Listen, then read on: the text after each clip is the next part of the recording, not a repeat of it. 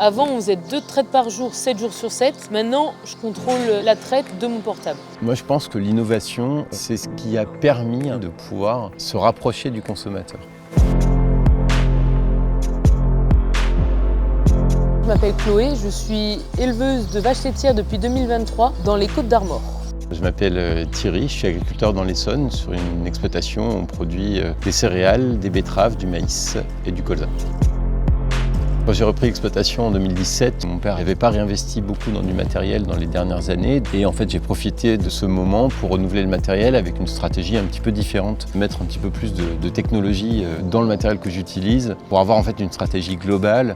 Comment est-ce qu'on peut optimiser nos coûts de production?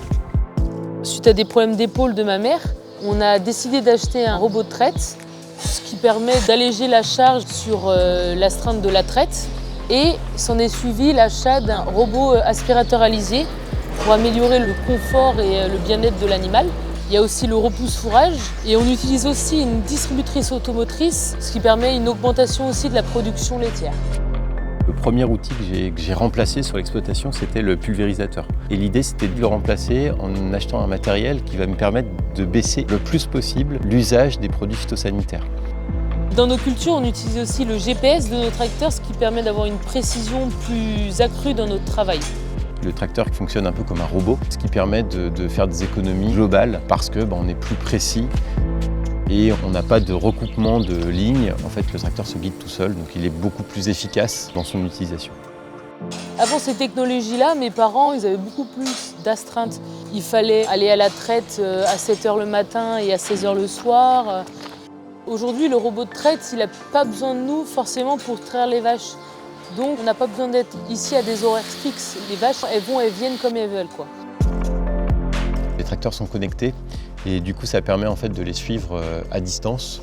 Ça permet de voir leur consommation, ça permet d'anticiper énormément leur entretien, leur suivi. Aujourd'hui, toutes ces nouvelles technologies, ça me permet de nous apporter de la performance, un confort au niveau de la santé, et même au niveau de la vie quotidienne.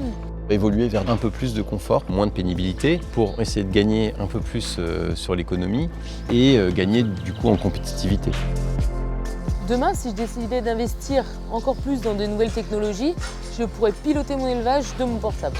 Et grâce à tout ça, moi je vais pouvoir agrandir mon cheptel et augmenter ma production laitière.